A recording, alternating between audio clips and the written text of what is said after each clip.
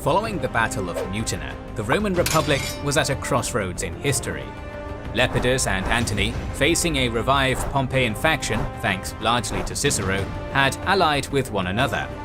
Octavian, having been used by the Senate to help fight Antony for them, but receiving little reward or recognition for his actions, had turned his back on the Senate. In this episode, we shall see how these three men would seize ultimate power in Rome. Although Octavian's reputation may be subject to debate, there's no question that Rome's influence is still felt to this day, in part thanks to their artistic contributions to society, well known to the sponsor of this video, Masterworks. For example, there's the mosaic unearthed a few weeks ago in London. Historians theorize it adorned the floor of a dining room inside a mansion, essentially an ancient Roman luxury hotel, only available to the highest-ranking officers. Those same officers likely had lots of art stowed away in their countryside villas, mirroring a trend that still continues today, where the elite class owns a lion's share of the valuable so-called blue-chip art. But us plebeians have one way to level the playing field that the ancient Romans didn't: digital technology. Because now there's a platform called Masterworks where you can become a genuine art investor without needing to fork over all your denarii. Masterworks acquires paintings by world-famous artists like Basquiat, Andy Warhol and Claude Monet, then they securitize the paintings, meaning that for $20 a share, you can purchase shares that represent an investment in a multi-million-dollar artwork. To see how easy it is to get started with Masterworks, just click the link in the description. And see important Regulation A disclosures at masterworks.io/about/disclosure. Both of the consuls for 43 BC, Pansa and Hirtius, had died, leaving the consulship vacant, and Octavian, furious with the Senate that he had not been rewarded for his role in defeating Antony around Mutina, decided to act. In July, he sent an embassy of centurions to Rome, demanding the consulship and that the decree declaring Antony a public enemy to be rescinded.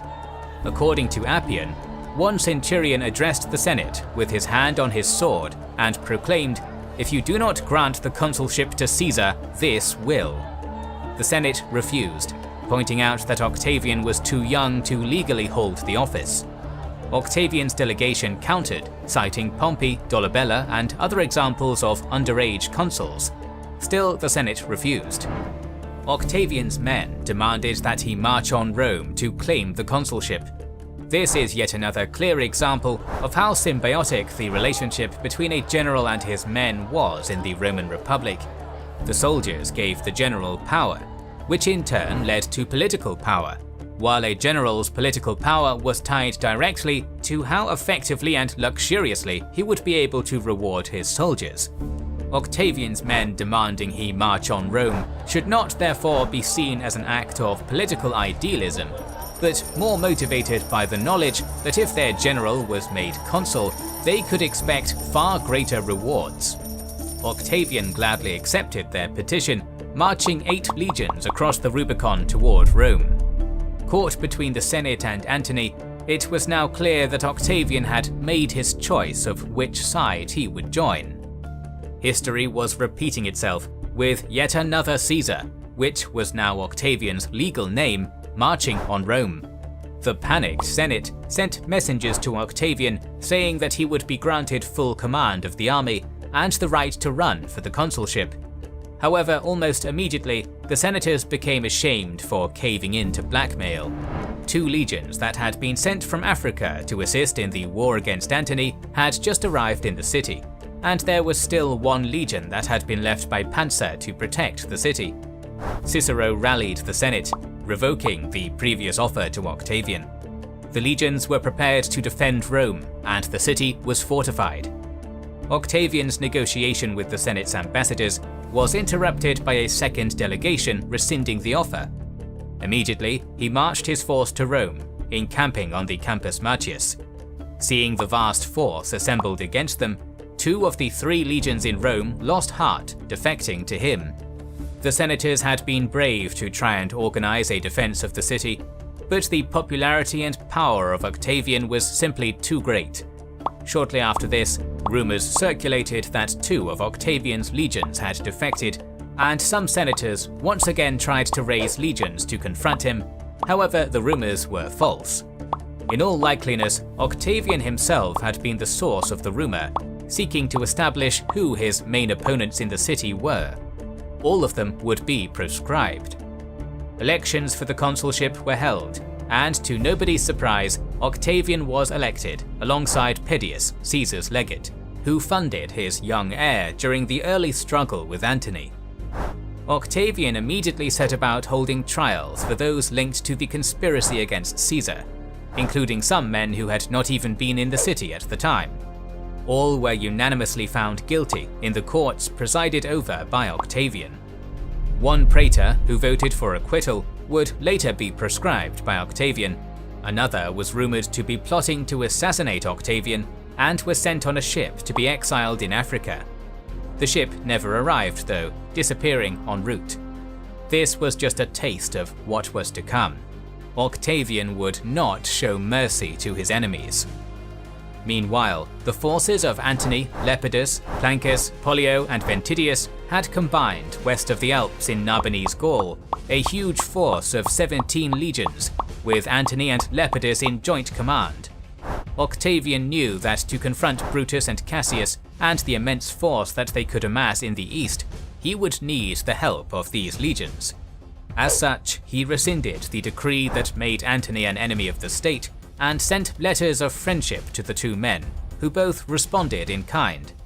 Between the three of them, they held the most powerful army west of the Adriatic, and each knew that they could benefit from cooperation rather than wasting their men fighting one another. Together, they marched on Decimus's position in North Italy. Decimus's legionaries, seeing the writing on the wall, began to abandon him in droves, many turning to either Antony or Octavian. In desperation, Decimus attempted to flee to Macedonia with just his bodyguard, taking a long route through barbarian lands to the north, disguising himself as a Gaul to avoid detection. A Gallic chieftain, loyal to Antony, captured him in September, however, and Decimus was beheaded. It was a severe blow to the Pompeian faction. Decimus had been one of Caesar's most talented subordinates, and was one of the best generals on the Pompeian side. With his death, the Italian peninsula was now effectively in control of the Caesarians. In Italy, in October 43, Antony, Lepidus and Octavian met on a small island in the Lavinius River, with 5 legions apiece lining the riverbanks. On that small island, they held one of the most important meetings in human history. It was agreed that Octavian would resign his consulship, Ventidius taking his place. Instead, 3 new magistrate positions with almost limitless powers would be created. The trio would hold these offices together for an initial 5 years, could make and annul laws without approval from the Senate or people, and would name the other magistrates for the next 5 years, and their decisions would be immune from veto. The 3 men each effectively would hold the same powers as Caesar had. The provinces west of the Adriatic were also to be divided amongst the 3, Antony having control over Transalpine and Cisalpine Gaul, Lepidus all of Hispania and Narbonese Gaul, and Octavian Africa, Sardinia, Sicily and surrounding islands. It's clear from this division that Octavian was the junior partner. Gaul and Hispania were 2 of the most sought-after provinces, the former for its potential for expansion, the latter for its rich silver mines. Octavian's territory, on the other hand, had little to offer.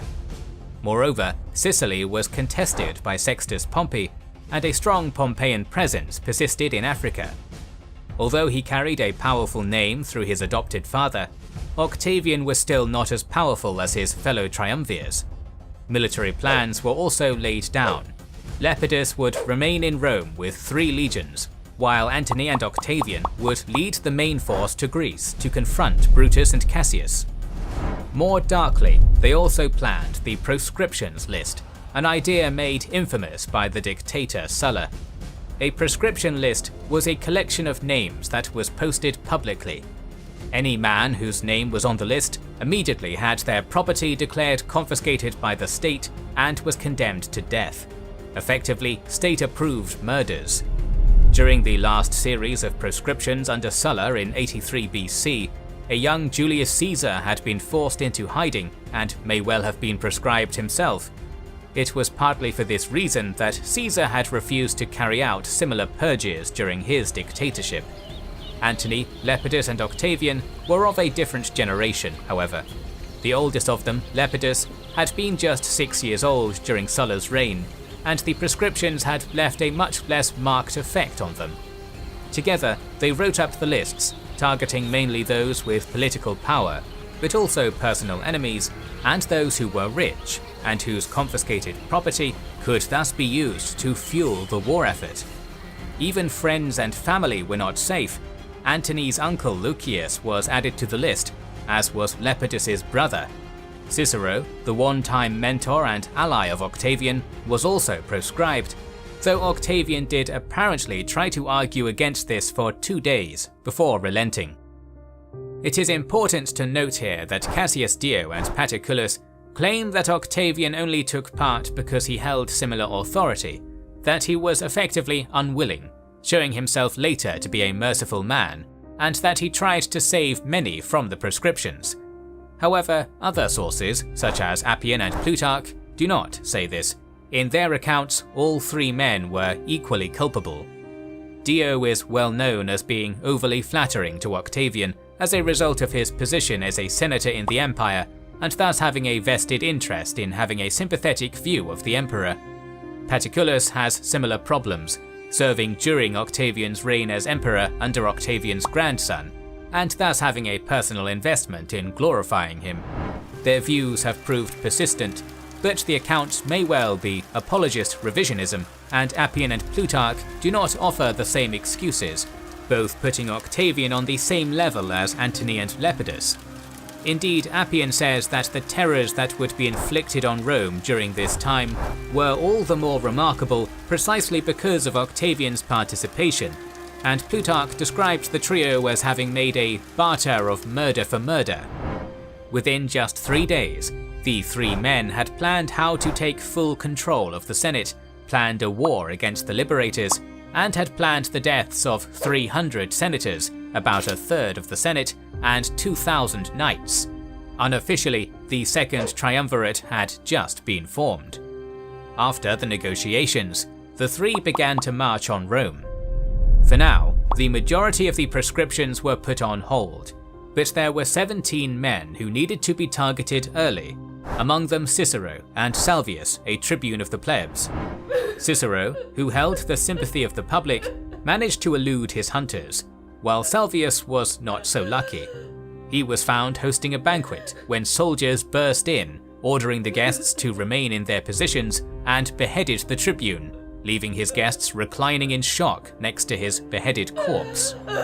Panic gripped the city shortly afterwards, and Pedius, one of the consuls of the year, publicized the names of the 17 men the triumvirs were hunting, attempting to reassure the public that only those 17 were listed. Pedius died the following day, reportedly of, quote, political fatigue, unquote. But it is not hard to think that he was murdered for having revealed the 17 names.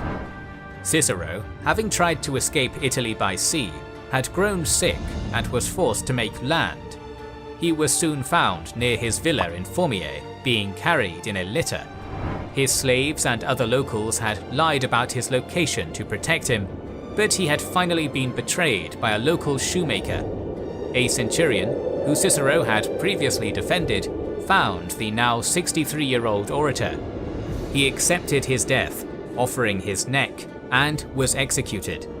Cicero had been the voice of the Republic.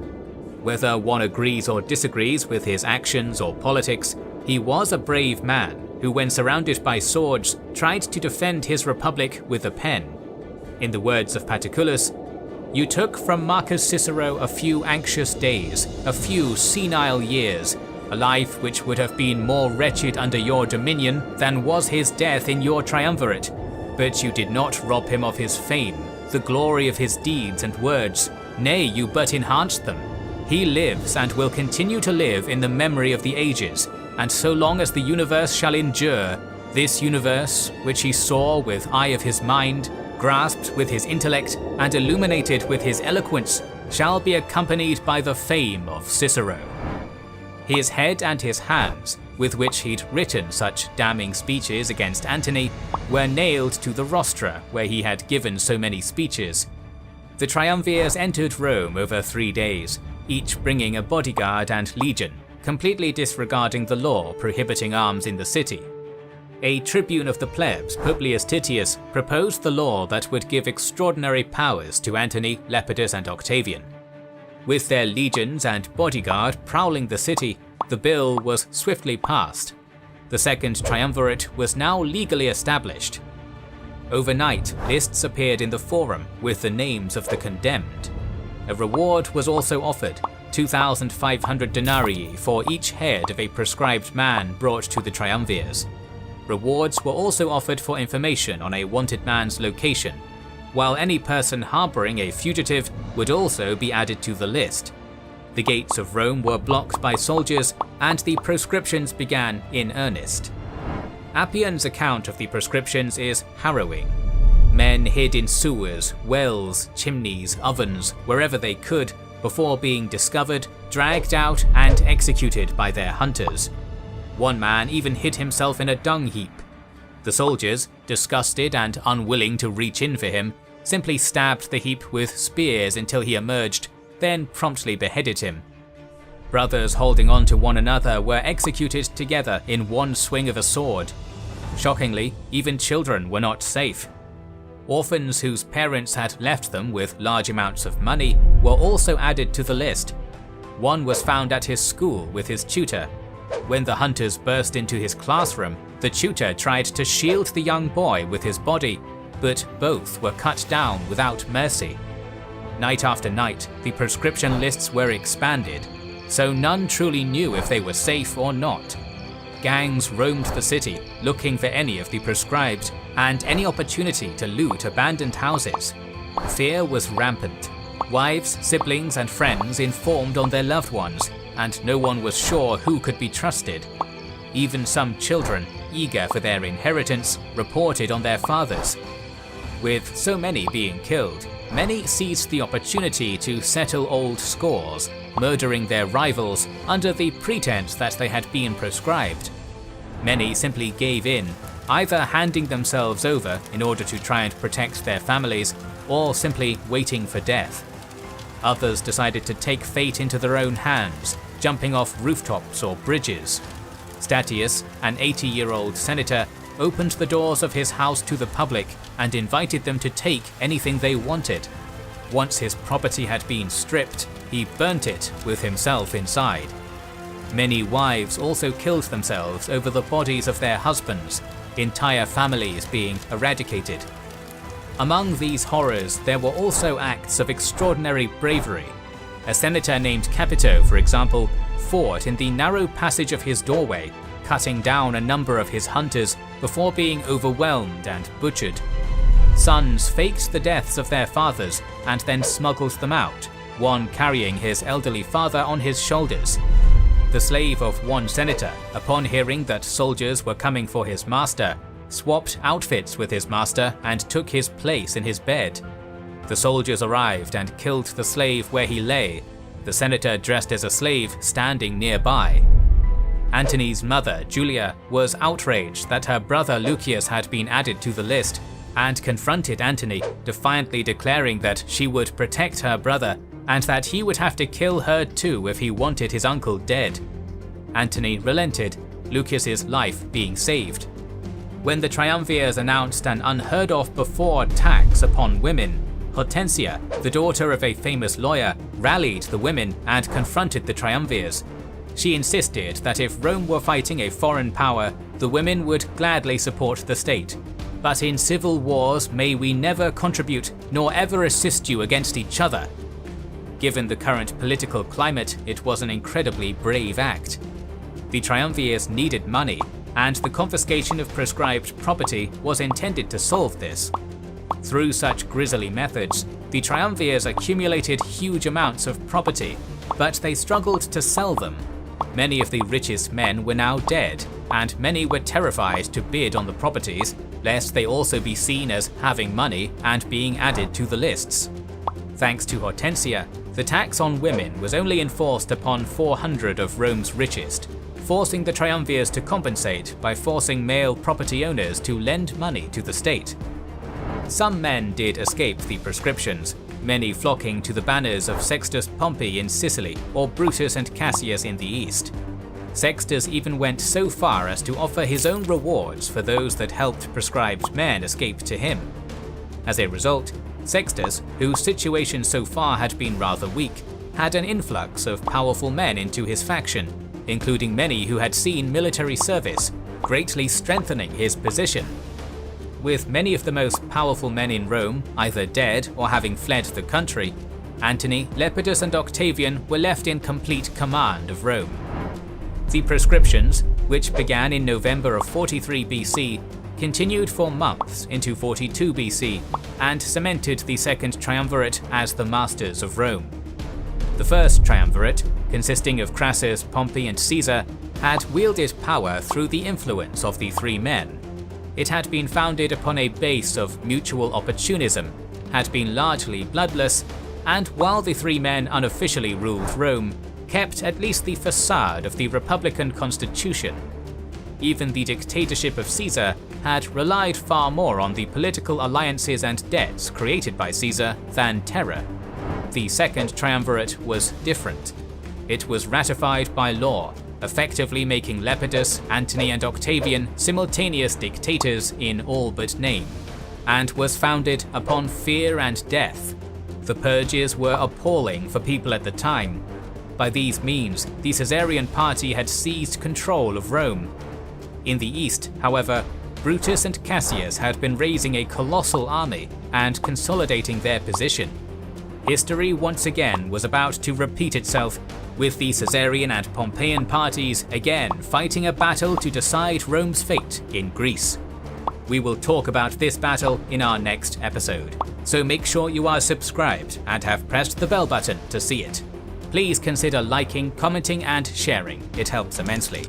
Our videos would be impossible without our kind patrons and YouTube channel members, whose ranks you can join via the links in the description to know our schedule, get early access to our videos, access our Discord, and much more.